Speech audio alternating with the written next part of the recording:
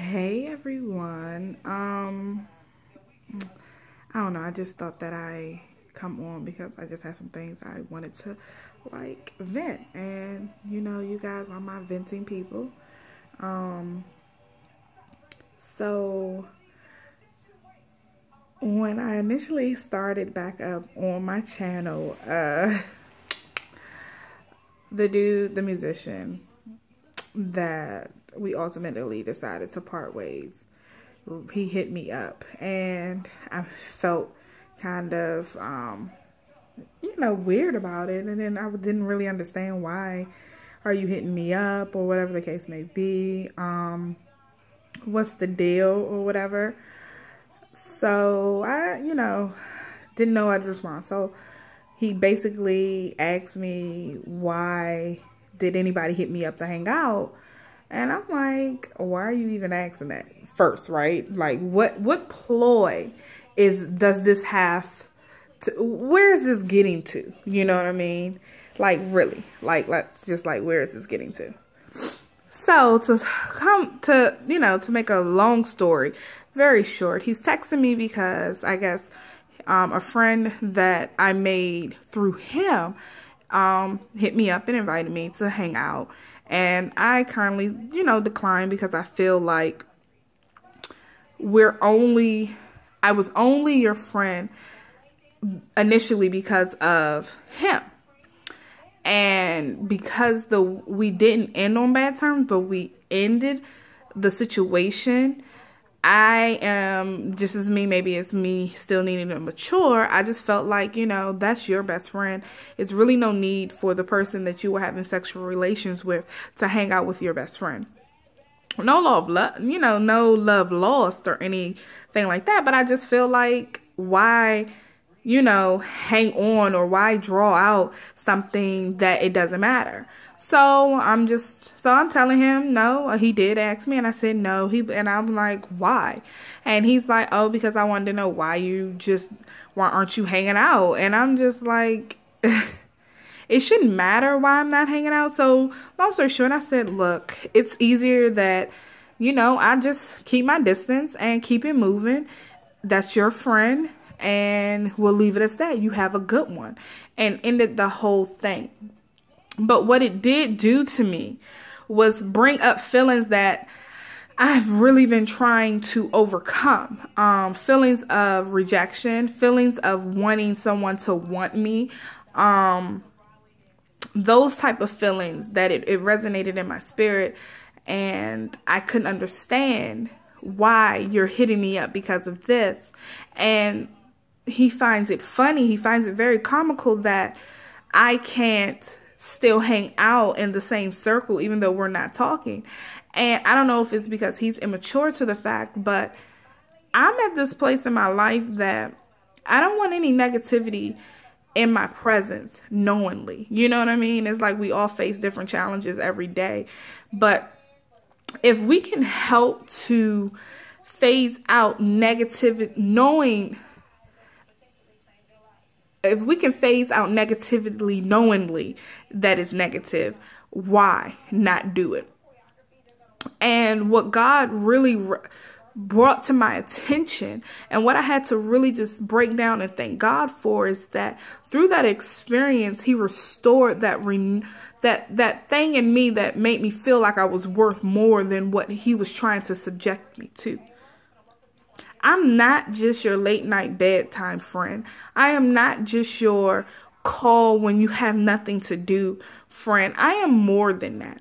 And what God allowed me to realize is that he put me on a string of anything, as if I'm not worthy for someone to look at me as a diamond. But he looked at me as a coal and treated me as that. And I wasn't aware that that's the light that he, that's the light that he put me in, until we had that whole situation and God began to reveal to me that I am more, I am worth more. And sometimes it's hard to accept that I knowingly put myself in that situation because not of him, You know, because the whole thing has nothing to do with him. The whole thing has something to completely do with what I felt about myself, how I looked at myself, and what I thought my own self-worth was. So I began to accept what he was giving me because that's what I thought I deserved. Because still having to get over the fact of not being wanted by the ones that gave birth to you and all that stuff. So now I am having these revelations and maturing until that, you know what, Tiffany? You worth more than that. You don't have to accept that. You don't have to deal with someone that's trying to make you look like that's trying to make you feel insignificant in a situation when you're more than that. You're more than your body. You're more than what's between your legs. You're just more than that. Like, I have to speak that into my life because I will find myself saying, well, maybe this is all that I am because this is all that is coming to me. But it really begins with God and learning him and getting a relationship with him and starting to chew it. And not only chew it, because we sometimes chew food and not have a full taste and enjoyable moment when eating, but really what is the word I'm looking for? Not dissecting, but oh gosh, I hate when hey, y'all, if you've been watching me, I have some brain. I get a little brain fart, every now and then, but digesting it, you know what I mean? Really, really taking time to have it sit on your tongue, enjoy the flavors. And that's really how it is when getting to know God for real, not through someone, not through a preacher, not through this, but having to sit down and look at the person that you are and say, I want to know who God says I am. I want God to tell me what I'm worth. I want God to restore me. And that's what he's doing. Now, it hurts like hell because I never really like to be alone. I don't like to be lonely or any of those situations. It hurts, so I'd rather mask it with always going somewhere, always doing something, and all that good stuff. But for the last couple of weeks, I've been homebound. I've been in my place. And, not doing anything but my own thoughts going through my head and stuff.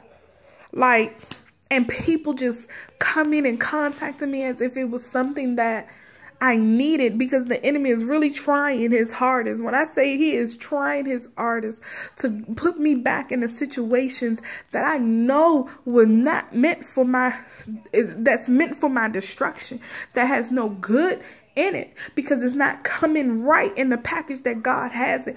I know if I hold on to what God has for me, that he is really going to show me something that I haven't never seen in my life before. And I have to purge everything that I've stuffed inside of me, and it has to come out because it needs to make room. So I'm saying to you guys, I'm telling you my stuff as it's happening. I'm telling you my stuff as I'm going through it, because I feel like the more open I am through my journey, not after I go through my journey, but as I'm going through my journey, this could really be helping someone that has the same issues as I am. My issues are finding connections with people because I feel like I'm unconnected.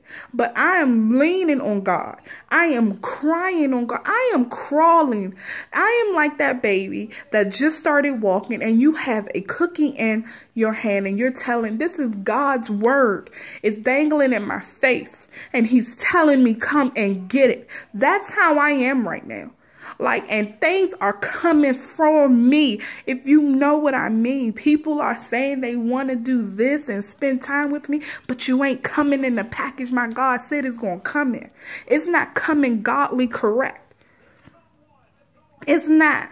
I didn't ask for a renewal of discernment, because I'm not trying anymore to get messed up or hooked up on some foolishness, because it ain't worth it. When I say it's not worth it anymore, I got a daughter that God restored my self-worth. Do you understand what that feels like? I never knew what it felt like to say, you what? Look. I know I'm worth more than what the same old joker trying to throw at me. I know it.